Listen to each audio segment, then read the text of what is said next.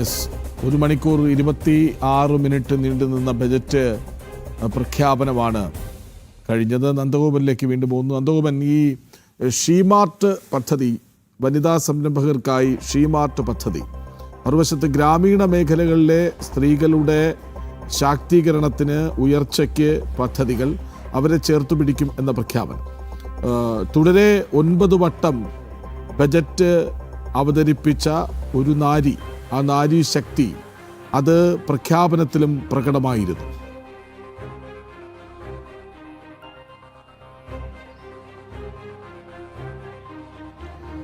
തീർച്ചയായിട്ടും സ്ത്രീ സംരംഭകരെ ഒപ്പം ചേർത്ത് നിർത്തിക്കൊണ്ട് അവർക്ക് വളരാൻ ഉതകുന്ന രീതിയിലുള്ള വളം നൽകിക്കൊണ്ടുള്ള പ്രഖ്യാപനമാണ് ഇപ്പോൾ ബഡ്ജറ്റിൽ ഉണ്ടായിരിക്കുന്നത് എന്നുള്ള കാര്യത്തിൽ തർക്കമില്ല. ഒപ്പം തന്നെ വ്യാവസായിക മേഖലയിൽ ഭാരതത്തിൽ വലിയ രീതിയിലുള്ള വ്യാവസായിക വിപ്ലവം സൃഷ്ടിക്കുക, 2047 ഭാരതം വികസിത രാഷ്ട്രത്തിലേക്ക് എത്തുമ്പോൾ അതിൽ എല്ലാ പിന്തുണയും വ്യവസായ മേഖലയിൽ നിന്ന് ഉണ്ടാകണമെന്നുള്ള കരുതലിൽ വ്യാവസായിക മേഖലയ്ക്ക് വലിയ കരുതലാണ് ഈ ബഡ്ജറ്റിൽ നൽകിയിരിക്കുന്നത് എന്നുള്ളതാണ് ഏറെ ശ്രദ്ധേയം. രാജ്യത്തെ സൂക്ഷ്മ ചെറുകിട ഇടത്തരം വ്യാവസായിക മേഖലകൾക്ക്, ഒപ്പം തന്നെ പരമ്പരാഗത കരകൗശല മേഖലയ്ക്കും പുതിയ ഉത്തേജനം നൽകുന്ന പ്രഖ്യാപനങ്ങൾ ധനമന്ത്രിയുടെ ഭാഗത്തു നിന്നും ഉണ്ടായി എന്നുള്ളതാണ് ശ്രദ്ധേയം. ചെറുകിട മേഖലയ്ക്ക് പുതിയ ഫണ്ടുകൾ നൽകുവാനും അതേപോലെ തന്നെ ക്ലസ്റ്റർ പുനരുജ്ജീവന പദ്ധതികൾ, മെച്ചപ്പെട്ട വായ്പാ മാർഗങ്ങൾ എന്നിവ ഈ ബഡ്ജറ്റിൽ പ്രഖ്യാപിച്ചു എന്നുള്ളതാണ് ഏറെ ശ്രദ്ധേയം. ചെറുകിട വ്യവസായങ്ങൾക്ക് മൂലധനം, അതേപോലെ തന്നെ വിപണികൾ, വരുമാനം എന്നിവ മെച്ചപ്പെടുത്തുകയാണ് ഈ ബഡ്ജറ്റിലൂടെ ലക്ഷ്യം വെക്കുന്നത് എന്നുള്ളതാണ് ശ്രദ്ധേയം. അതേപോലെ തന്നെ ഈ കടബാധ്യതയും പഴയ സാങ്കേതിക വിദ്യയും കാരണം തകർച്ച നേരിടുന്ന ഏതാണ്ട് 200ഓളം പരമ്പരാഗത വ്യാവസായിക ക്ലസ്റ്ററുകൾ സർക്കാർ പുനരുജ്ജീവിപ്പിക്കുവാൻ വേണ്ടി തീരുമാനിച്ചു. സ്വാഭാവികമായും കേരളത്തിൽ അത് ഏറെ ഗുണം ചെയ്യും. കേരളത്തിൻ്റെ കൈത്തറി മേഖലയടക്കം ഇത്തരം പരമ്പരാഗത വ്യാവസായിക മേഖലയ്ക്ക് അത് ഗുണം ചെയ്യുമെന്നുള്ള കാര്യത്തിൽ തർക്കമില്ല. കൂടുതൽ തൊഴിലവസരങ്ങൾ സൃഷ്ടിക്കുകയാണ് സർക്കാർ ലക്ഷ്യം വെക്കുന്നത്. അങ്ങനെ ഈ മേഖലയ്ക്ക്, ഈ വ്യാവസായിക മേഖലയ്ക്ക് ഇതിലൂടെ വലിയ മുന്നേറ്റമുണ്ടാകും. വ്യാവസായിക മേഖലയിലൂടെ തന്നെ രാജ്യത്തെ യുവജനങ്ങൾക്ക് കൂടുതൽ തൊഴിലവസരങ്ങൾ നൽകുക എന്നുള്ളതാണ്. ഒപ്പം തന്നെ ഉയർന്ന വളർച്ചാ നിരക്ക് സാധ്യതയുള്ള ചെറുകിട സ്ഥാപനങ്ങൾക്ക് ഏതാണ്ട് 10,000 കോടി രൂപയുടെ SME ഗ്രാൻഡ് ഫണ്ട് ഇപ്പോൾ പ്രഖ്യാപിച്ചിരിക്കുകയാണ്. അതും സ്വാഭാവികമായും ഇത്തരം ചെറുകിട ഉൽപ്പാദകർക്ക് വലിയ രീതിയിലുള്ള ആശ്വാസമാകുമെന്നുള്ള കാര്യത്തിൽ തർക്കമില്ല. ഉൽപ്പാദനക്ഷമത, കയറ്റുമതി സാധ്യത എന്നിവ വർദ്ധിപ്പിക്കുവാൻ വേണ്ടിയാണ് സർക്കാർ ലക്ഷ്യം വെക്കുന്നത്. ഒപ്പം തന്നെ ചെറുകിട സംരംഭങ്ങളെ പിന്തുണയ്ക്കുവാൻ വേണ്ടി സെൽഫ് റിലയൻറ്റ് ഇന്ത്യ ഫണ്ട്, അത് ഏതാണ്ട് 2,000 കോടി രൂപയുടെ അധിക ധനസഹായമാണ് ഇപ്പോൾ ഈ ബഡ്ജറ്റിൽ പ്രഖ്യാപിച്ചിരിക്കുന്നത്. അങ്ങനെ വലിയ രീതിയിൽ ഈ വ്യാവസായിക മേഖലയിലേക്ക് വലിയ വിപ്ലവകരമായ മാറ്റം വരുത്തുവാൻ വേണ്ടിയുള്ള തീരുമാനമുണ്ടായി. ഖാദി, കൈത്തറി, കരകൗശല വസ്തുക്കൾ, ഈ മേഖലകൾ ശക്തിപ്പെടുത്തുന്നതിനായി മഹാത്മാഗാന്ധി ഗ്രാമസ്വരാജ് പദ്ധതി പ്രഖ്യാപിച്ചിരിക്കുകയാണ് ബഡ്ജറ്റിൽ. ഈ മഹാത്മാഗാന്ധി ഗ്രാമസ്വരാജ് പദ്ധതിയിലൂടെ സ്വാഭാവികമായും അത് കേരളത്തിനേറെ ഗുണം ചെയ്യുന്ന പദ്ധതിയാണ് എന്നുള്ള കാര്യത്തിൽ തർക്കമില്ല. ഈ ഖാദി മേഖലയിൽ കേരളം ഇപ്പോൾ തകർന്നടിഞ്ഞു നിൽക്കുന്ന ഒരു സ്ഥിതിയാണെന്നുള്ളത്. നേരത്തെയുള്ള ഖാദി ഉൽപ്പാദന യൂണിറ്റുകളൊക്കെ ഓരോന്നും അടച്ചുകൊണ്ടിരിക്കുന്ന സാഹചര്യത്തിലാണ് ഇപ്പോൾ സർക്കാരിൻ്റെ ഭാഗത്തു നിന്നും ഇത്തരമൊരു പിന്തുണ ഉണ്ടായിരിക്കുന്നത്. അതേപോലെ തന്നെ കരകൗശല വസ്തുക്കൾ, ഇതിനുവേണ്ടി പ്രത്യേക ബോർഡും കാര്യങ്ങളും ഒക്കെ കേരളത്തിലുണ്ടെങ്കിലും അതിൻ്റെ പ്രവർത്തനങ്ങൾ നിർജ്ജീവമാണ് എന്നുള്ള കാര്യത്തിൽ തർക്കമില്ല. ഏതായാലും ഈ കരകൗശല വസ്തുക്കളുടെ നിർമ്മാണവുമായി ബന്ധപ്പെട്ട യൂണിറ്റുകൾക്ക് വലിയ സഹായങ്ങൾ പ്രഖ്യാപിക്കുന്നതാണ്, അല്ലെങ്കിൽ പ്രഖ്യാപിച്ചുകൊണ്ടാണ് ഈ ബഡ്ജറ്റ് എന്നുള്ളതും ഏറെ ശ്രദ്ധേയമാണ്. അങ്ങനെ എല്ലാ മേഖലകളെയും, സമസ്ത മേഖലകളിലെയും സ്പർശിച്ചുകൊണ്ടുള്ള ഒരു സമഗ്രമായ ബഡ്ജറ്റ് അവതരണമാണ് നിർമ്മലാ സീതാരാമൻ്റെ ഭാഗത്തു നിന്നുണ്ടായത്. 1 മണിക്കൂർ 26 മിനിറ്റ് നീണ്ടു നിന്നപ്പോൾ അതിൽ സ്ത്രീ ശാക്തീകരണം, യുവജന ശക്തി, ഒപ്പം തന്നെ ഈ സെമി കണ്ടക്ടർ മേഖല, അങ്ങനെ ഭാരതത്തിന് ലോകരാഷ്ട്രങ്ങൾക്ക് മുന്നിലേക്ക് ഉയർന്നു പൊങ്ങുവാൻ, പറന്നുയരാൻ വേണ്ടി ഉതകുന്ന രീതിയിലുള്ള പദ്ധതികൾ എല്ലാം പ്രഖ്യാപിച്ചിരിക്കുന്നു എന്നുള്ളതാണ്. സീപ്ലെയിൻ പദ്ധതികൾ പ്രഖ്യാപിച്ചിരിക്കുന്നു. ടൂറിസം രംഗത്ത് വലിയ വിപ്ലവകരമായ മാറ്റം ഇതിലൂടെ സർക്കാർ ലക്ഷ്യം വെക്കുന്നു എന്നുള്ളതാണ് പ്രധാനമായും നോക്കിക്കാണേണ്ടത്. ഒപ്പം തന്നെ പരമ്പരാഗത വ്യവസായങ്ങളെ പിന്തുണയ്ക്കുന്നതിനപ്പുറത്തേക്ക് പരമ്പരാഗത ജലപാതകളുടെ പുനരുജ്ജീവനവും ഇപ്പോൾ സർക്കാർ പ്രഖ്യാപിച്ചിരിക്കുകയാണ്. ഏതാണ്ട് 5ഓളം ഈ പരമ്പരാഗത ജലപാതകളുടെ പുനരുജ്ജീവനമാണ് ഇപ്പോൾ പ്രഖ്യാപനത്തിലുണ്ടായത്. സ്വാഭാവികമായും അത് കേരളത്തിന് ഏത് തരത്തിൽ ഗുണം ചെയ്യുമെന്നുള്ളത് കാത്തിരുന്ന് കാണേണ്ടതാണ്. ഇങ്ങനെ കേരളത്തിന് ഒന്നും ലഭിച്ചില്ല എന്ന് മുറവിളി കൂട്ടുന്നവർ ഈ കൃത്യമായി ബഡ്ജറ്റിലൂടെ കണ്ണോടിക്കുമ്പോൾ നാളികേര കർഷകർക്കും, കശുവണ്ടി കർഷകർക്കും, കൊക്കോ കർഷകർക്കുമൊക്കെ പ്രയോജനപ്രദമാകുന്ന പ്രഖ്യാപനങ്ങളുണ്ടായി. ഒപ്പം ഇതുമായി ബന്ധപ്പെട്ട് മറ്റ് ഈ വനിതാ ഹോസ്റ്റലുകൾ, അതേപോലെ തന്നെ നമുക്കറിയാം കേരളത്തിൽ ഏറ്റവും അധികം വരുമാനം, ജനങ്ങളുടെ വരുമാനം പോകുന്നത് ചികിത്സാ മേഖലയിലേക്കാണ്. ചികിത്സയ്ക്ക് സ്വാഭാവികമായും ഒരു ആശുപത്രിയിലേക്ക് കയറുമ്പോൾ ജനങ്ങളുടെ പോക്കറ്റ് കാലിയാകുന്ന രീതിയിലുള്ള ബില്ലുകൾ ഈ കേരളത്തിൽ നമുക്ക് കാണാൻ കഴിയുന്നു. അതിലൊക്കെ വലിയ തടയിടുവാൻ വേണ്ടി അല്ലെങ്കിൽ അത്തരം ഈ ഹോസ്പിറ്റൽ വ്യവസായികൾക്ക് ജനങ്ങളെ പിഴിഞ്ഞെടുക്കാതിരിക്കുവാൻ വേണ്ടിയുള്ള നടപടികൾ അല്ലെങ്കിൽ അതിനുതകുന്ന പദ്ധതികളും മറ്റും ഇതിനോടകം തന്നെ ആവിഷ്കരിച്ചു കഴിഞ്ഞു.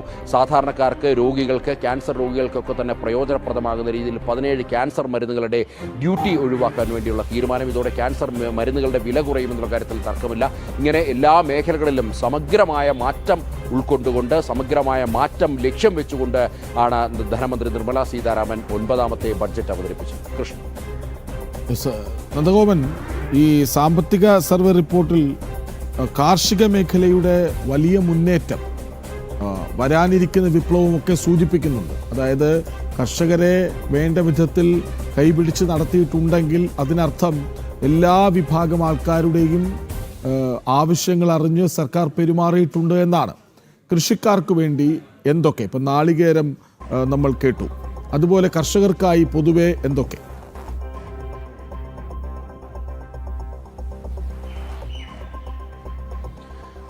കൃഷ്ണരാജ്, ഭാരതത്തിൻ്റെ ഏതാണ്ട് 40% ജനത കാർഷിക മേഖലയെ ആശ്രയിച്ച് ജീവിക്കുന്നതാണ്. യഥാർത്ഥത്തിൽ അക്ഷരാർത്ഥത്തിൽ പറഞ്ഞാൽ ഭാരതം ഒരു കാർഷിക രാജ്യമെന്ന് വേണം വിലയിരുത്തുവാൻ. ആ കർഷകർക്ക് അല്ലെങ്കിൽ കർഷകരാണ് ഈ രാജ്യത്തിൻ്റെ നട്ടൽ എന്ന് തിരിച്ചറിഞ്ഞുകൊണ്ട് കാർഷിക മേഖലയെ ഉത്തേജിപ്പിക്കുവാൻ വേണ്ടി ധാരാളം പദ്ധതികൾ ഇതിൽ ഉൾക്കൊള്ളിച്ചിട്ടുണ്ട് എന്നുള്ളതാണ്. അതിൽ ഏറ്റവും പ്രധാനം നേരത്തെ സൂചിപ്പിച്ച പോലെ തന്നെ കേരളത്തിലെ കർഷകർക്കും പ്രയോജനപ്രദമാകുന്ന നാളികേരം, കശുവണ്ടി, കൊക്കോ തുടങ്ങിയ കാർഷിക മേഖലയ്ക്ക് വലിയ രീതിയിലുള്ള വരുമാനം നൽകുവാൻ വേണ്ടി അല്ലെങ്കിൽ വലിയ മുന്നേറ്റം ഈ മേഖലയിലേക്ക് ഉണ്ടാകാൻ വേണ്ടിയുള്ള പ്രഖ്യാപനങ്ങൾ ഇതിനോടകം തന്നെ ഉണ്ടായി.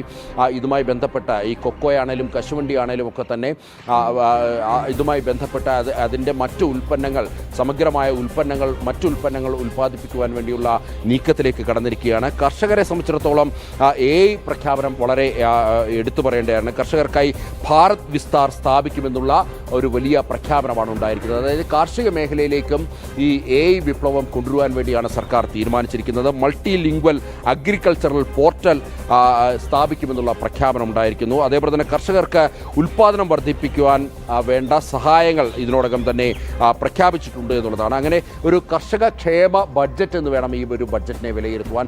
കാർഷിക മേഖലയുടെ സമഗ്രമായ മാറ്റം ലക്ഷ്യം വെച്ചുകൊണ്ടുള്ള പ്രഖ്യാപനങ്ങൾ ഈ മേഖലയിൽ അല്ലെങ്കിൽ ഈ ഒരു സോണിലേക്ക് ഉണ്ടായി, ഈ ബഡ്ജറ്റിൽ പ്രഖ്യാപനങ്ങൾ ഉണ്ടായി എന്നുള്ളതാണ് നോക്കിക്കാണേണ്ടത്. ഒപ്പം തന്നെ 2026 ഈ ധനക്കമ്മി GDP 4.5% കുറയ്ക്കുക എന്നുള്ള ഒരു ലക്ഷ്യം സർക്കാരിന് മുന്നിലുണ്ട്. അതായത് എല്ലാ മേഖലകളിലും പരിവർത്തനം, ആ പരിവർത്തനത്തിലൂടെ ഭാരതത്തിൻ്റെ സാമ്പത്തിക ശേഷി അത് മെച്ചപ്പെടുത്തുക എന്നുള്ളതാണ് പ്രധാനമായും സർക്കാർ നോക്കിക്കാണുന്നത്. അതിനുതകുന്ന പദ്ധതികൾ ഉൾക്കൊള്ളിച്ചുകൊണ്ടാണ് ധനമന്ത്രി നിർമ്മലാ സീതാരാമൻ ഏതാണ്ട് 1 മണിക്കൂർ 26 മിനിറ്റ് നീണ്ടു നിന്ന ബഡ്ജറ്റ് അവതരിപ്പിച്ചത് എന്നുള്ളതാണ്. അപ്പോൾ തന്നെ നേരത്തെ പറഞ്ഞ പോലെ ഈ ശാരീരിക വൈകല്യങ്ങളുള്ളവർ സമൂഹത്തിൽ പല കോണുകളിലും മാറ്റി നിർത്തപ്പെടുന്ന ഒരു സാഹചര്യമുണ്ട്. എന്തായാലും അവർക്കായി ദിവ്യാംഗൻ കൗശൽ യോജന എന്നുള്ള പദ്ധതി കൊണ്ടുവന്നിരിക്കുകയാണ്. ഈ പദ്ധതിയിലൂടെ ഇത്തരം ഈ വൈകല്യമുള്ളവർക്ക്, ശാരീരിക വൈകല്യമുള്ളവർക്ക് അവർക്ക് സമൂഹത്തിൻ്റെ മുഖ്യധാരയിലേക്ക് ഉയർന്നു വരുവാനും അവരുടെ സാമ്പത്തിക ശേഷി മെച്ചപ്പെടുത്തുവാനും അവർക്ക് വ്യവസായങ്ങളടക്കം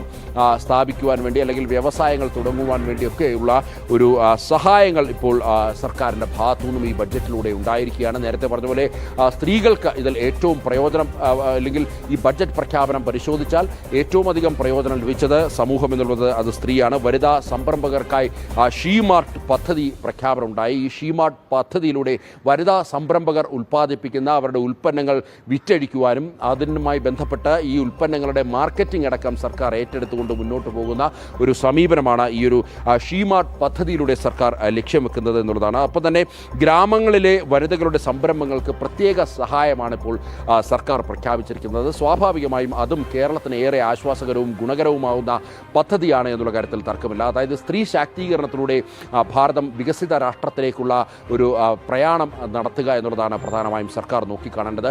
കഴിഞ്ഞ ബഡ്ജറ്റുകളിലൊക്കെ തന്നെ സ്വാഭാവികമായും പരിശോധിച്ചാൽ അതിലെല്ലാം സ്ത്രീ ശാക്തീകരണം ലക്ഷ്യം വെച്ചുകൊണ്ടുള്ള പദ്ധതികൾ ഉണ്ടായിരുന്നു.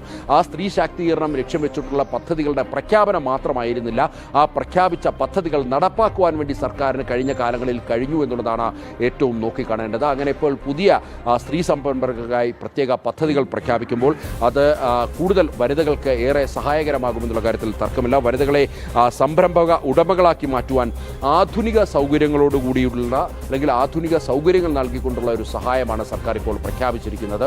അതായത് ഇത്തരം സംരംഭകർക്ക് പുതിയ മിഷനറി വാങ്ങിക്കുവാനും അതേപോലെ തന്നെ മറ്റ് ഇതുമായി ബന്ധപ്പെട്ട അവരുടെ സ്ഥാപനങ്ങൾ കൂടുതൽ മെച്ചപ്പെടുത്തുവാൻ വേണ്ടിയും ഈ സ്ത്രീ സംരംഭകർക്ക് പ്രത്യേക സഹായം സർക്കാർ പ്രഖ്യാപിച്ചിരിക്കുന്നു ഈ ബഡ്ജറ്റിലൂടെ എന്നുള്ളതും നോക്കിക്കാണേണ്ടതാണ്. ഇതിനൊപ്പം തന്നെ എല്ലാ ജില്ലകളിലും വനിതാ ഹോസ്റ്റൽ സ്ഥാപിക്കുമെന്നുള്ളത് ഏറെ ആശ്വാസകരമാകുന്ന അല്ലെങ്കിൽ ഒറ്റയ്ക്ക് യാത്ര ചെയ്യുന്ന സ്ത്രീകൾക്കൊക്കെ വളരെ ആശ്വാസകരമാകുന്ന ഒരു പ്രഖ്യാപനമാണ് ഇപ്പോൾ ഉണ്ടായിരിക്കുന്നത്. അത് എല്ലാ രാജ്യത്തെ മുഴുവൻ ജില്ലകളിലും ഈ ഹോസ്റ്റലുകൾ സ്ഥാപിക്കുമെന്നുള്ള പ്രഖ്യാപനമാണ് ഉണ്ടായിരിക്കുന്നത്. ഒപ്പം തന്നെ ഈ കർഷകരെ സംബന്ധിച്ചിടത്തോളം ഇപ്പോൾ ഈ ചന്ദനമരം കർഷകർക്കും ഏറെ പ്രയോജനപ്രദമാകുന്ന പ്രഖ്യാപനങ്ങളുണ്ടായി. ചന്ദനമരത്തിൻ്റെ അതിൻ്റെ കൃഷിയും അതേപോലെ തന്നെ അതിൻ്റെ സംസ്കരണവുമായി ഒക്കെ ബന്ധപ്പെട്ട് സംസ്ഥാനങ്ങളുമായി കൈകോർത്ത് പുതിയ പദ്ധതികൾ സ്ഥാപിക്കുമെന്നുള്ള പ്രഖ്യാപനമാണ് ഉണ്ടായിരിക്കുന്നത്. ഒപ്പം തന്നെ ഗ്രാമീണ സ്ത്രീ ശാക്തീകരണത്തിനായി ഷീ മാർട്ടുകൾ, നേരത്തെ പറഞ്ഞ പോലെ ഷീ മാർട്ടുകൾ സ്ഥാപിക്കും. തേങ്ങാ കർഷകർക്ക് വലിയ പ്രോത്സാഹനമാണ് ഇപ്പോൾ നൽകിയിരിക്കുന്നത്. കേരളം നമുക്ക് ഇപ്പോൾ എടുത്തു പറയേണ്ടതും അല്ലെങ്കിൽ അടിവരയിട്ട് പറയേണ്ടത്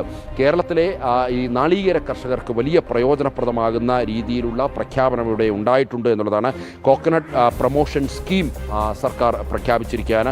1 കോടിയോളം കർഷകർക്ക് ഗുണകരമാകുന്ന ഒരു പദ്ധതിയാണ് ഈ കോക്കനട്ട് പ്രൊമോഷൻ സ്കീം എന്നുള്ളത്. സ്വാഭാവികമായും കേരളത്തിലെ കേര കർഷകർക്ക് അത് വലിയ ആശ്വാസമാകുന്ന ഒരു പ്രഖ്യാപനമാകും.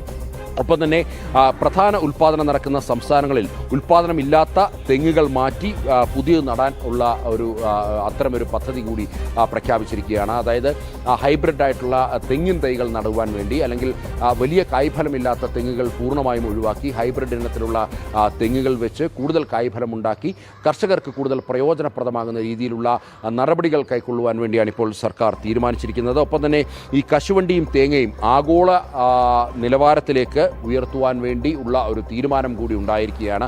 അതും നമുക്ക് പരിശോധിച്ചാൽ അത് ഏറ്റവും കൂടുതൽ ഗുണകരമാകുന്നത് കേരളത്തിന് തന്നെയാകും.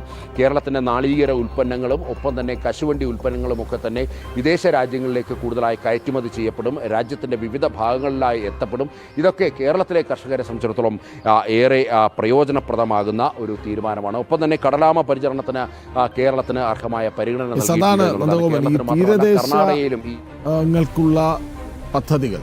അപ്പോൾ കേരളത്തിൻ്റെ തീരം എത്രമാത്രം വിശാലമാണെന്ന് നമുക്കറിയാം. അവിടെ ജീവിക്കുന്നവരുടെ സാഹചര്യങ്ങൾ നമുക്കറിയാം. അവർക്ക് വേണ്ടി മുൻപും കേന്ദ്ര സർക്കാർ വിവിധ പദ്ധതികൾ നടപ്പിലാക്കിയതാണ്. ഇപ്പോൾ തീരദേശ ടൂറിസം പദ്ധതിക്ക് സജീവമായ പരിഗണന നൽകുന്നു. മറ്റൊന്ന് കടലാമകളുടെ സംരക്ഷണം. ഇപ്പോൾ കോഴിക്കോട് ഭാഗത്തൊക്കെ, മറ്റൊന്ന് ചാവക്കാട്, നമ്മുടെ ഈ തിരുവനന്തപുരത്ത് ശംഖുമുഖത്ത് പോലും ആമകൾ വന്ന് മുട്ടയിട്ട് പോകുന്നുണ്ട്. അത് കഴിഞ്ഞ തവണ 2 യുവാക്കളായിരുന്നു ഒരു പ്രദേശത്തിട്ട മുട്ടകളൊക്കെയും പരിപാലിച്ച് ആമക്കുഞ്ഞുങ്ങളെ വിരിയിച്ച് കടലിലേക്ക് വിട്ടത്. അപ്പോൾ അതിനുവേണ്ടി പ്രത്യേക പദ്ധതിയൊക്കെ വരുന്നുണ്ട്.